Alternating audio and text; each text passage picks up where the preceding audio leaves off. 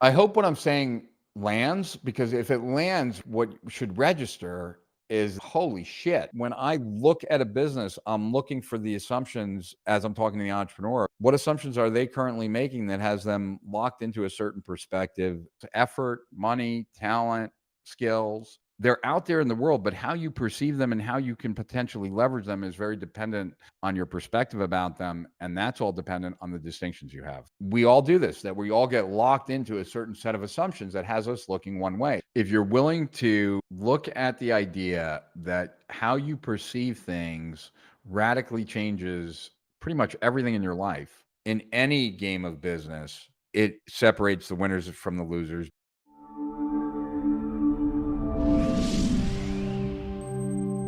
We're going to be talking about how you can recognize more profit opportunities in your business. The reason why that is so incredibly important is that most entrepreneurs that I've come across over the 20 years that I've been coaching entrepreneurs, most do not see the profit opportunities that are right there in front of them. And because of that, they don't leverage them. And because they don't leverage them, they don't enjoy the success that they could have had. Yep, that's what we're going to talk about. And as I've said, my name is Rich Sheffrin. The name of my company is Strategic Profits. I've coached a lot of the known gurus that are out there and have helped companies like Agora Publishing and a bunch of others grow to immense size. I'm considered by many to know what I'm talking about. So anyway, I am talking about distinctions. And distinctions really are, they live in language and they determine what boundaries in the world and allow you to see things, be able to do things, right? And so what I wanted to do today was take that conversation a bunch further, and we will rock and roll. And I'm going to blow you away with this book because it certainly is the most impactful book I've ever read as it relates to distinctions, but it's so much better than that. I'm actually excited to go through this with you guys. All right. So Language and the Pursuit of Happiness by Chalmer Brothers. That's the book that we're looking at. Okay. Where do you get these insights that speaks to such a large group of people in the industry? I read a lot. I talk to a lot of people, I guess. Those are the two primary things. Can you define what you mean by distinctions? Distinctions are, they are concepts that are more fully flushed out that allow you to see things that without those distinctions, you would not be able to either see a difference where there is a difference or therefore be able to capitalize on the difference. Let me explain. I'm not by any stretch of the imagination, a chef. I'm the furthest that you could be from it, although I make a great egg omelet and my kids like my omelet better than anybody else's.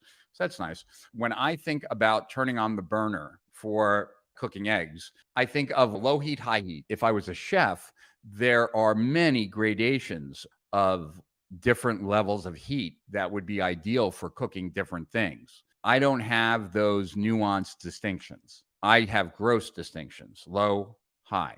Because of that, experience and getting mastery, you often see that the distinctions that a person has, first of all, the number of distinctions will grow. But in addition to the number of distinctions growing, the distinctions themselves become more nuanced and more precise. Therefore, that level of skill increases as the level of distinctions become more nuanced. And hopefully that makes sense and how they differentiate from beliefs. Beliefs are totally different, right? Because beliefs are this causes that, this equals that. Those are the structure of beliefs, right? Whereas distinctions have nothing to do with what you believe and what you don't believe. It's what you and what you don't see. What is one massive opportunity you found because of distinctions? I would say that pretty much all the massive opportunities I have found have come from distinctions. When I was exposed to the power of theory of constraints, I was blown away by it. So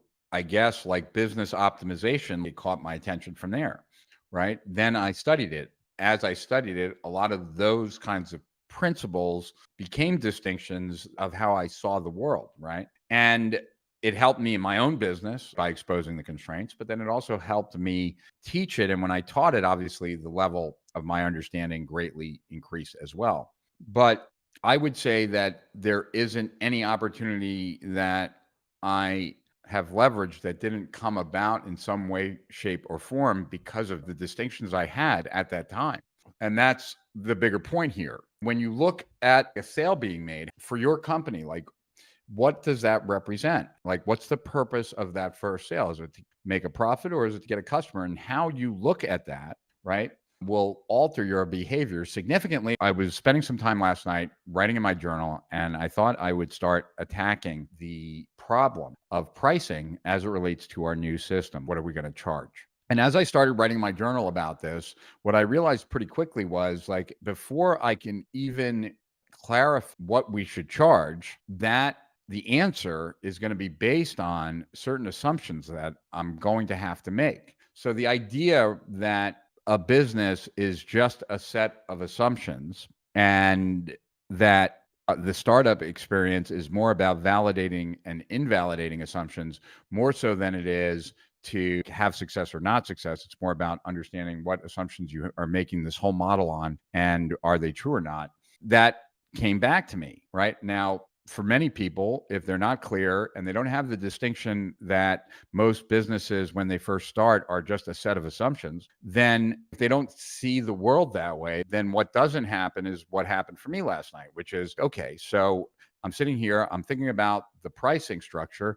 And the first question that I surface in my head is, okay, so what's the assumption here? Am I assuming that most of our profit, like strategic profits, steal our winners? Do I believe that most of the profit from steal our winners is going to come from credits and subscription sales?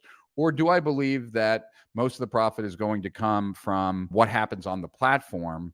And that's going to be back ends and cross sells. Is that going to be our core driver of profit? Now, based on the assumption of one or the other, is totally going to alter like many elements of the business model. And so I would say that, like, just the idea that your business is built on a base of assumptions exposes massive opportunity, but also exposes potential challenges as well. So hopefully that helps give you some more clarity, Martin. Kind of like how a chess grandmaster looks at a board different than an amateur who just knows the rules. Totally. So apply that instead of chess to business, and understand that there are people that see business differently than you, and they see it differently than I. In fact, each of us see things differently.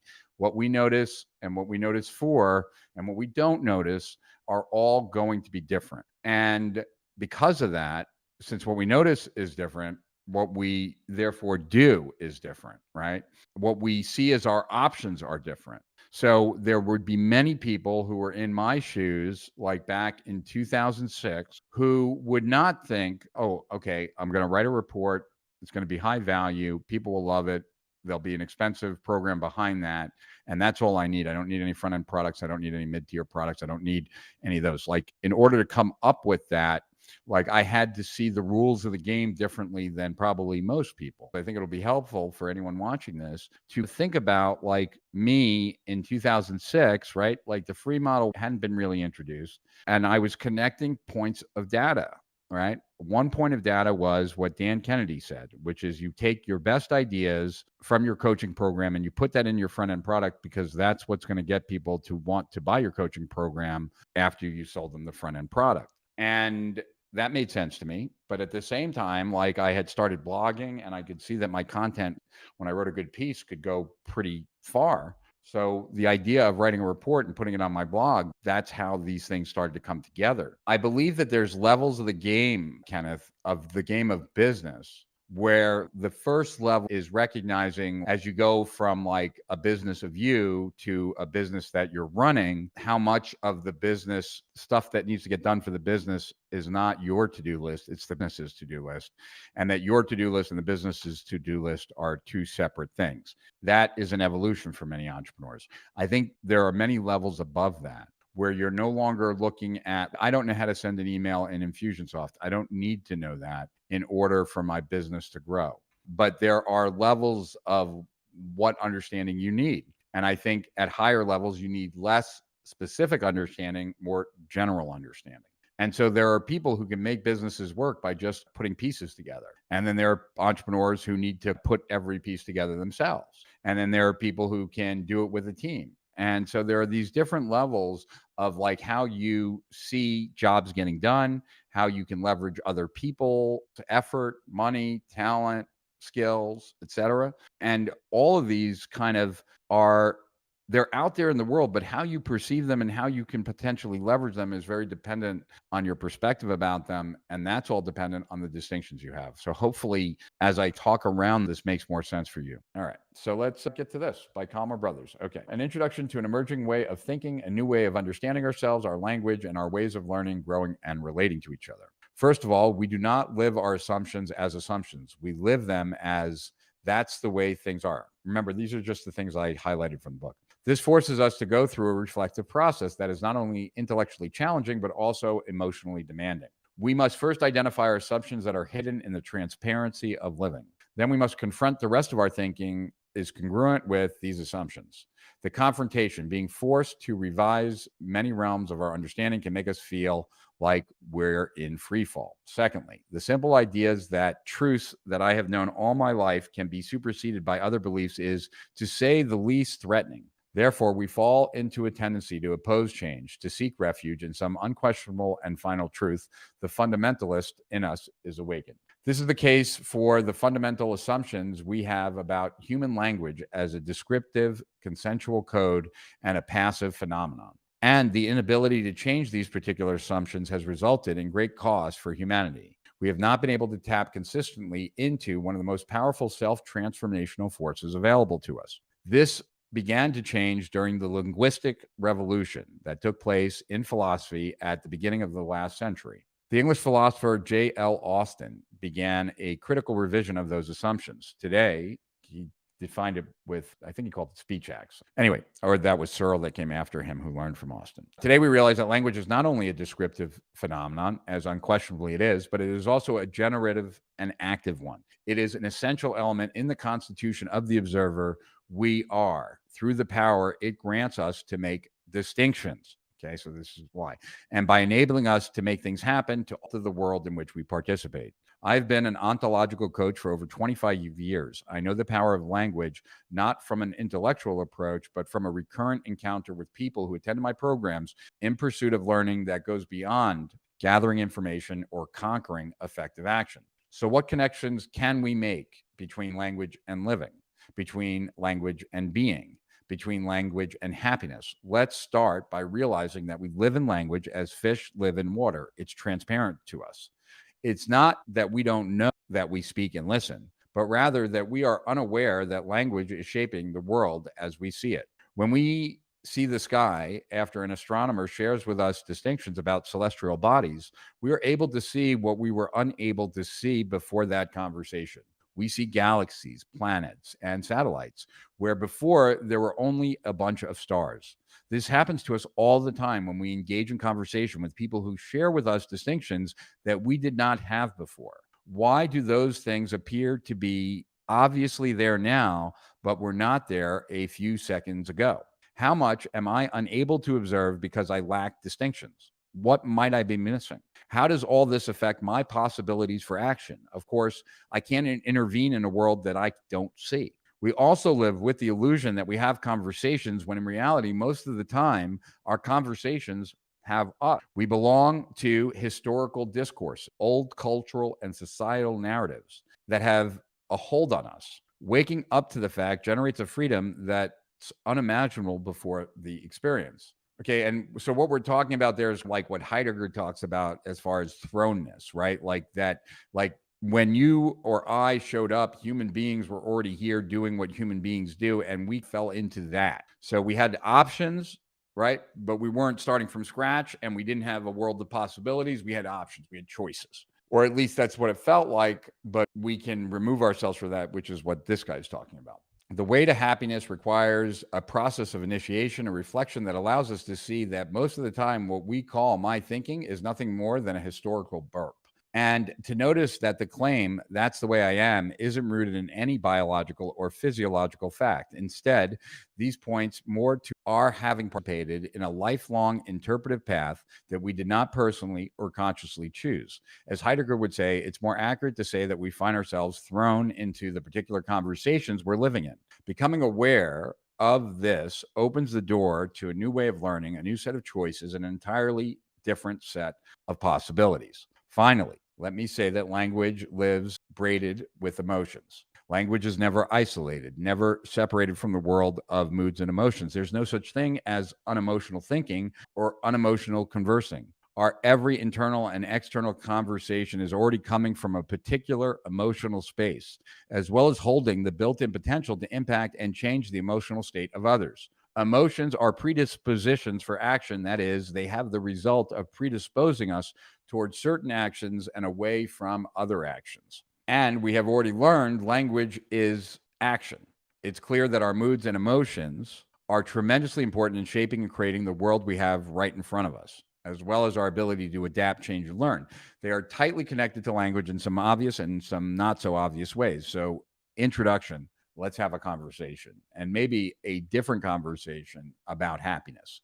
The notion of exploring is a perfect way of describing what I believe to be the best to move through this book. Exploring the sense of setting out on a path, not knowing exactly where you're going to end up, and being willing to at least start the journey anyway. That's the entrepreneurial path right there, right? Exploring in the sense of setting out on a path, not knowing exactly where you're going to end up, and being willing to at least start the journey anyway. Exploring as moving into and through some uncharted territory and opening yourself up to learn about it. And exploring as being willing to temporarily suspend what you know about something because you're aware that doing so is a prerequisite for being truly open to new and presently invisible possibilities and opportunities. In these sorts of ways, my invitation to you is to come exploring with me. William James suggested much of the same when he said, how to gain, how to keep, and how to recover happiness is, in fact, for most men at all times, the secret motive for all they do and for all they're willing to endure. The Dalai Lama, in his 1999 book, Ethics for the New Millennium, offers his perspective, which to me is also a solid place from which to begin. He says, for my part, meeting innumerable others from all over the world and from every walk of life reminds me our basic sameness as human beings. Indeed, the more I see the world, the clearer it becomes that no matter what our situation, whether we are rich or poor, educated or not, of one race, gender, religion, or another, we all desire to be happy and to avoid suffering.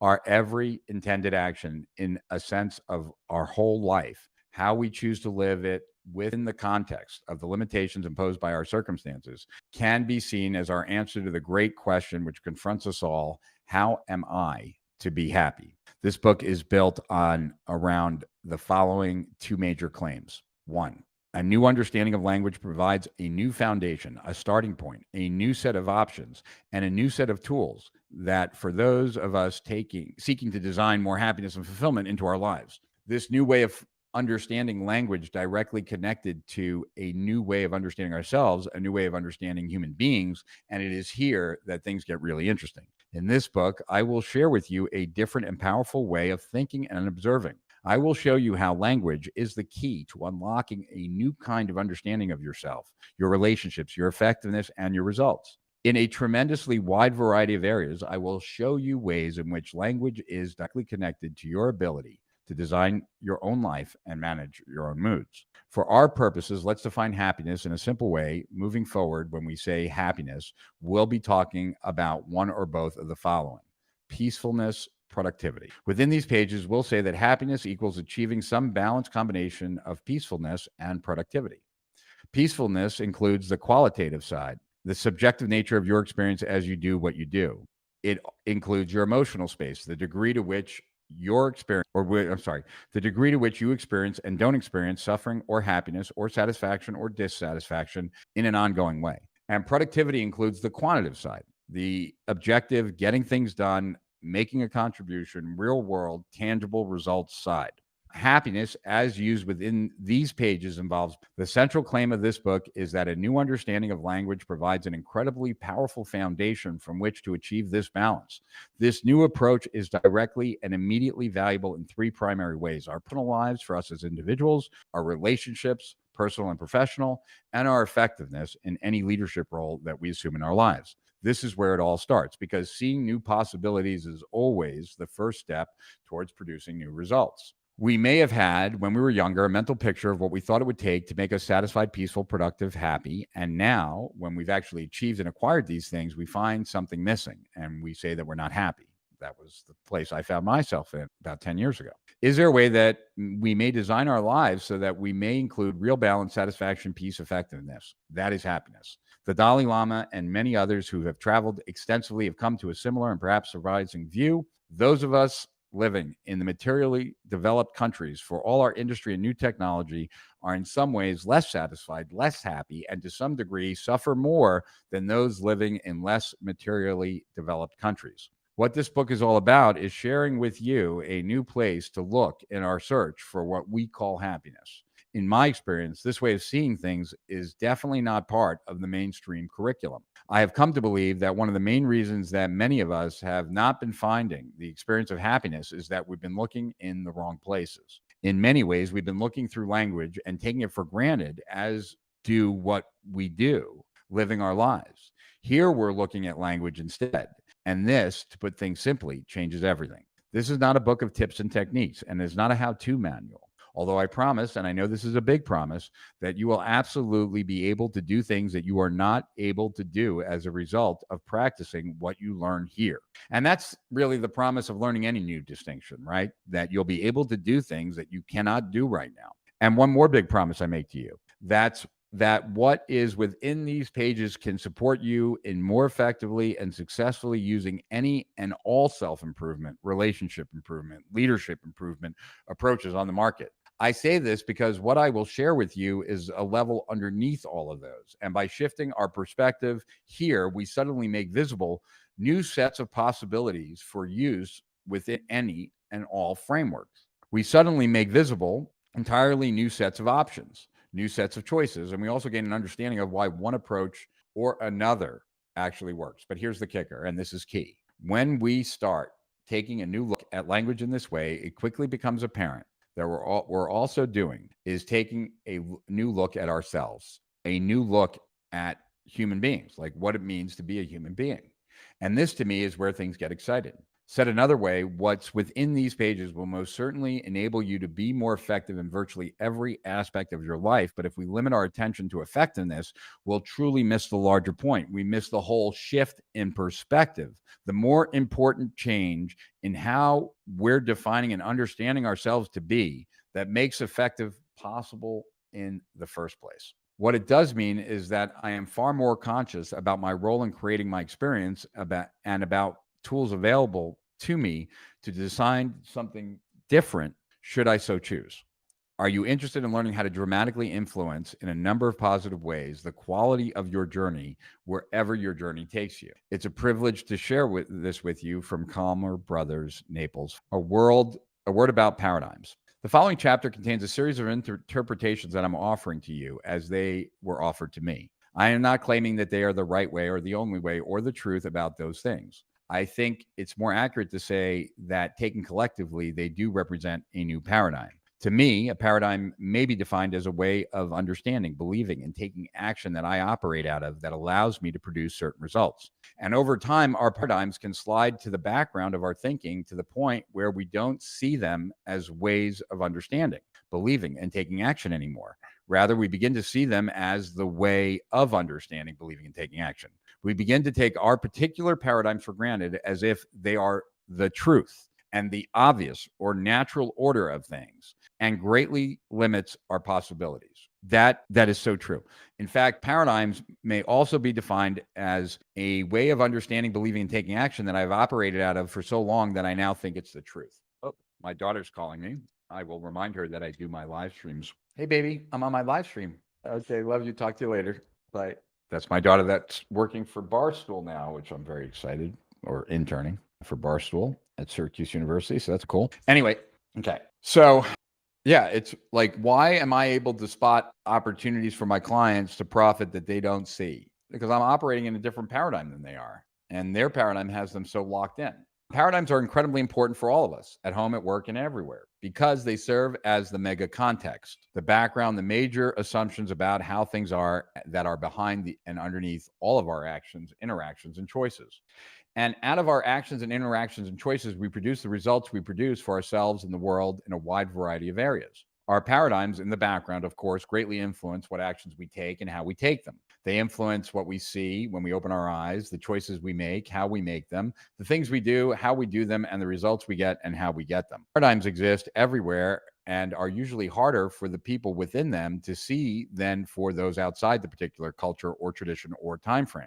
Below is a key observation that may be obvious, but is important for where we are going. Our paradigms are not permanent forever and always. The term paradigm shift was invented to describe this movement away from one paradigm and toward another. The shifting of awareness or learning or experience that causes a few people at first and larger numbers of people later to drop one way of seeing and adopt another. This process of including and transcending is at the heart of all learning and evolving, and it's occurring in virtually every aspect of our lives. Let me now share with you a traditional paradigm that we'll be dealing with and shifting away from in this book. Below is the orientation that most of us are very familiar with and may even take for granted. Language is a tool for communication and for describing how things are. To fully understand language, one must be primarily involved with grammar, sentence structure, subject, nouns, verbs, pronouns, particles, participles, and so on. What I'm up to within these pages is to share with you an alternative view, a complementary view, a different set of underlying assumptions and implications about language. As I've come to understand them, paradigms are not good or bad, right or wrong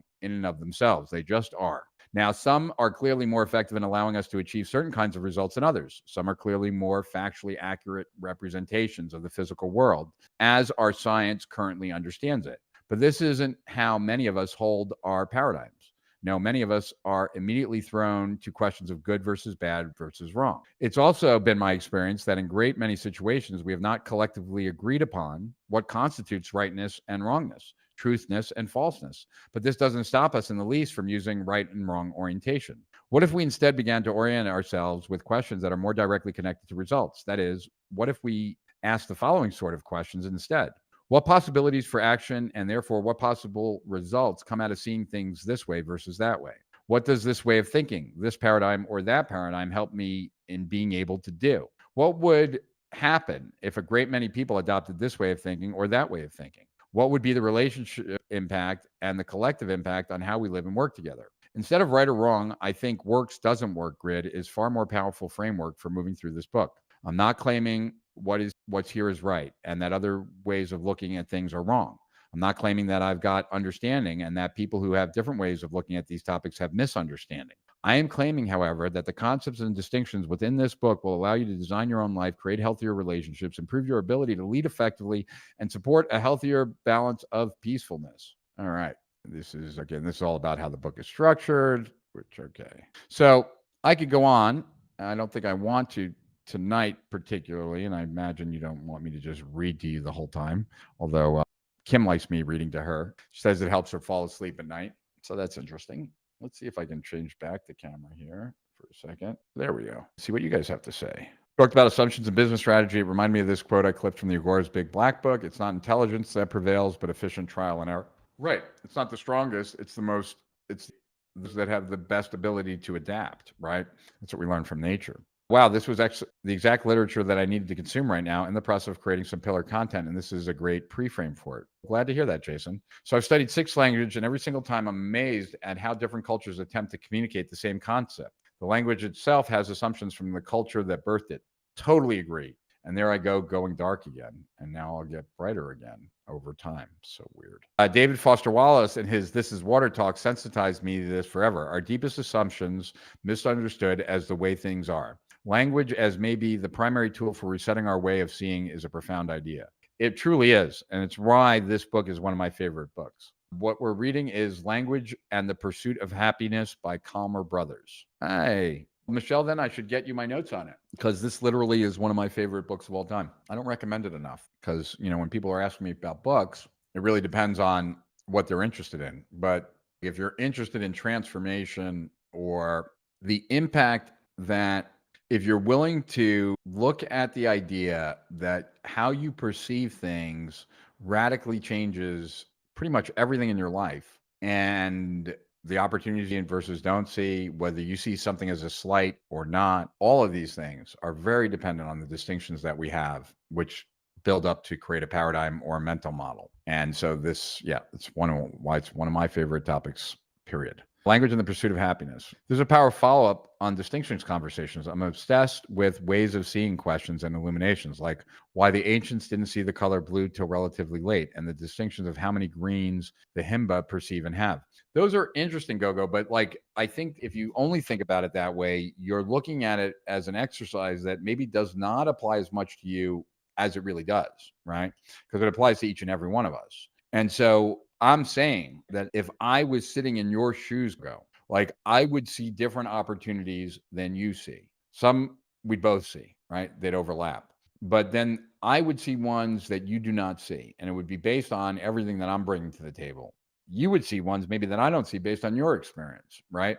It's not an, it's the Eskimos have 38 words for snow, not because they're really anal about snow. It's that they do different things with snow. And so they need those words to define snow that's really good for packing and building something like an igloo or whatever, versus snow that is really good for walking on or whatever else, right? And so it's the every definition, like 38 words for snow, it's not because they live in snow. It's because they have stuff to do. And because they have stuff to do, they have to differentiate. And so with you have to generate profit in your business, and 3 ways to generate that profit, right? Whereas maybe someone who's more experienced might see 20 ways, right? Maybe someone who's been involved in company after company has ridiculous, could see 100 different ways. You only see the 3, right? I hope what I'm saying lands, because if it lands, what that should immediately, what should register is that, holy shit, what that means is that when it comes to getting what it is I want, when it comes to getting rid of the problems I have, there are literally many more options than what I believe I currently have are actually out there to solve that problem, to get to that goal, etc. And that we all do this, that we all get locked into a certain set of assumptions that has us looking one way. It's connecting the 9 dots, right? And everyone stays within the box. But if you think about the lines extending past the box, you can connect all the lines, right? With however many straight lines. Hopefully everyone knows that what I'm talking about, and they're not like 9 dots box, but to draw outside the box, right? So that's the point, right? That one, from everything that everyone does, there's always a positive intent behind, right? So no one is purposely generally doing something just to hurt you. Generally, they're doing what they think is best for them, whatever. So it's about recognizing that breakdowns in communication, as well as breakdowns in getting results, more often than not can be attributed to limited perspectives, which cause limited options, which then cause not necessarily picking the best one. And this is why even this conversation, like I'm referencing this book on that's Language in the Pursuit of Happiness, but it's the same conversation, right? Even when I was talking about my conversation with Matt right before I got on this live stream about what assumptions are you making about how we make our profit to come up with a pricing model, because like to me, the pricing model changes very dramatically depending on what assumptions. And I think before I asked that question, there was assumptions being made by anyone who was thinking about my company, was thinking about price, but they weren't highlighting and revealing what assumptions they were making, which totally therefore would limit the options they see. Like, let me know if this makes sense. If it makes sense, then I'm happy. All right, let's see here. I'm just going back. All right. Okay. That's one. Okay, thanks.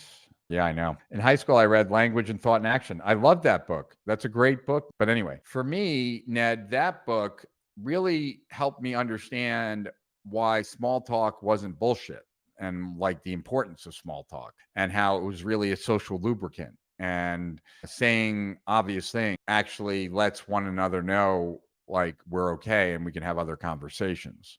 And I didn't really understand that until I read Language and Thought in Action. And so I love that book. And actually, that book has been helpful to me in helping many clients who also would think like small talk is like a waste of time and shit like that. Like I would refer them to this certain section in that book. Thanks for bringing that up, Ned. Sorry I'm late. Too many Zoom rooms and live streams. I totally get it. Michelle, I want it to be one of mine, not the stuff that like I want us to go over some of the stuff I've written first, but I will share my notes with you for sure. Curious, is there a natural framework that explains the phases of greater paradigm shifts in culture, like the adoption curve, where there are innovators, early adopters, masters, maybe Yeah, there are. The areas that I like, so you might want to look at spiral dynamics is one that you might want to look at. And then the spiral dynamics is based on, oh, I forget the guy's name. It says taught at Astor College. Claire Graves. Claire Graves. And it was about, yeah, the different levels of evolution. And this is all based on the idea that there are many levels past self-actualized. Like people took the work of Maslow further, that there were many levels past self-actualizing that one, because you had those other needs prior, right? Like safety and protection, food, etc. But at the top level was self-actualization, but there were many other levels beyond that for as society continues to evolve. So there, you could almost think of it as there's a bunch of people clustered as twos, threes, fours, and fives, and they're moving through time. And as they move through time, the twos might become threes, and like the whole of society kind of moves. So yes, Claire Graves' Spiral Dynamics would be the two things I would look at. The Way of the Dolphin, that's another one of those books, but interesting area. Everyone also needs to read The Fourth Turning to see what's coming. Okay. I'm not sure if yes, I've read that. The paradigms in our political scene certainly support the stultification of ideas. Yeah, no doubt. Definitely. I get it. I just geek out on the surface stuff. LOL. That's cool. Recognize where it's most powerful is applied to self. So if you can see how powerful it is by looking out, recognize that when applied inward, it's really powerful. And I would say, like, it's probably one of the reasons why people think I'm a good thinker is that at the end of the day, like one of the distinctions from the lean like startup world is that a business is just a set of assumptions, right? So like when I look at a business, I'm looking for the assumptions as I'm talking to the entrepreneur about what they're making. What assumptions are they currently making that has them locked into a certain perspective? And what is that preventing them from seeing that I already am seeing? Those are the kind of questions as a consultant or coach that I'm asking myself, right? This is such great information. My business partner of 20 plus years was one of the creators of NLP with Bandler. Oh, was it what's the other? Grinder? Over the years, language has helped me generate over $1 billion. That's awesome. Did you manage to tap into happiness after integrating the teachings? I am a much happier person, but that has a lot more to do with me figuring out what makes me happy. And I think I shared this, that what I discovered about myself was that I am most happy when I'm in pursuit. And there are times in my life when I've had nothing to pursue. And then I've been very unhappy and unfulfilled and didn't know what to do. I don't know if that is like good life advice. Maybe I need to be in pursuit because I'm running away from something. I don't know, but that's what works for me. So for me, I am happy as long as I have a target. And it really doesn't matter what the target is, as long as the target is exciting for me. And it doesn't even matter if I get there. Like all that is important. My life seems to work when there's a place I want to get to. And my life doesn't seem to work, a place that's exciting to get to so that I want to get there. And my life doesn't seem to work when that doesn't exist. All right, let's see. Yeah. My encounters with malignant narcissists have shown me that some people do have bad intentions. They don't care about the ramifications, but their intention is not necessarily like they have to get some pleasure out of it. And most people don't. The overwhelming majority of people don't get pleasure out of hurting other people in and of itself. They might not have a problem hurting someone to get some other end result, but the end result is not the hurting of the person. The forms of thought are, in the first instance, displayed and stored in human language. Yep. Copywriting is one thing. Thinking in copy is priceless. Good point, Sean. Pepper Type AI is on AppSumo, and it's amazing. Oh, is that a copywriting tool? I will check it out if it is. Does anyone know? And I guess let me just go to AppSumo, make a note of it at the very least. AppSumo. You guys, all right. Good to see you here, Sean. We could title this The Illumination of Rich Efron or The De-Illumination. Something to consider. AI is mostly designed to write copy for existing well-established offers. The more new and unique your offer, the more you'll need fresh, AKA human written copy. That's a good point. And right now, I couldn't imagine copy, like any of the copy tools, like being able to really create the logic to sell something and create a new like blue ocean or to create new demand. I think that's still a skill that AI tools can't do yet. Good to see you here. I noticed your image gets darker but lightens as you move around. Yeah. Is that what it is? Huh. Yeah, something's weird on my camera. I'll have to figure that out. Dr. Claire Graves, that's the person. Spiral dynamics was an integral part of my previous previous identity mentor.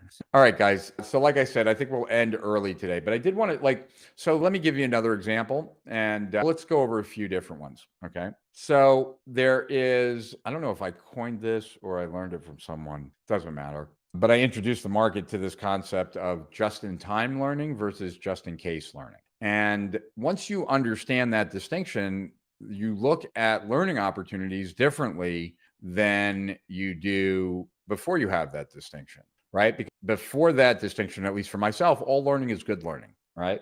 But then learning, like just in case learning, should never precede just in time learning, right? And there should be more deference to just in time learning. And that just in time learning oftentimes comes from action, just in case learning often comes from passive activities. So once you have that distinction, just like you have the distinction that most businesses are built on a set of assumptions that need to be validated or invalidated, once you also have that most education can be bifurcated into either just in time or just in case, it gives you a different perspective now to look at what it is that you're learning and whether or not you're focusing on the right things. Does that make sense? Hopefully that makes sense, right? Just-in-time learning makes total sense to me, like just-in-time inventory. Can we watch how you make a video you are about to record? If I was going to record the video, you would. I'm going to do it another time, I think. Just-in-time learning is more efficient in my experience, but also not as fun. Yeah, certainly can be, right? So that just-in-time, right, versus just-in-case learning is a distinction that, like I helped introduce. There is Pareto's law, right? The 80-20. And the 20% of the 20%, which is now a 4% 96. And then using that as a filter, like what really are the needle movers here and what are all the trivial many? I find that most people who are overworked and less effective tend to be pretty bad at identifying what are the trivial many as opposed to the vital few, right? The vital few being the 20% that causes 80% of the results, the trivial many being the 80% that causes the 20%. And once again, right, it's one thing to understand and know the concept. It's a whole nother thing to have that as a distinction that you embody so that when you look out in the world, like it is an obvious thing that comes up for you, that's not part of the trivial many. That's not part of the vital few. Right. So it becomes an operating way of identifying what you should focus on. Right. Another thing is, right, like for me, leadership is making a future happen that wasn't going to happen anyway. So first thing is, what is the default future that we're headed towards? Because if that's a good one, no leadership is needed. Management maybe, but not any leadership. But where are we currently headed if nothing changes? If that's a bad place, then leadership is needed. And specifically around what? This is a very fluid thing, but I think the first step, and I think we're hopefully we're all there at this point, is to recognize that we could all be looking at a business and we would all notice different things. And based on what we would notice, that would determine what set of options we see in front of us for growing that business. There is no one who would see all the options. We would each see some number. My point is that with more distinctions, more possibilities. And it's what allowed for the internet gurus that first dominated the online space. That's what allowed us to do it. And it's what allows in any game of business, it separates the winners from the losers because the winners take actions, the losers don't. More often than not, the losers don't even know that they were possible because they didn't see them, because they didn't have the distinctions. With that said, I am just happy and thankful that those of you that are here were here, that you chose to spend your time with me today. I downloaded another book that's very much in this area. I haven't read it yet. I can share that book with you, though. It's called The Reality Illusion: How You Make the World You Experience. Cool. Awesome. Thanks for being here.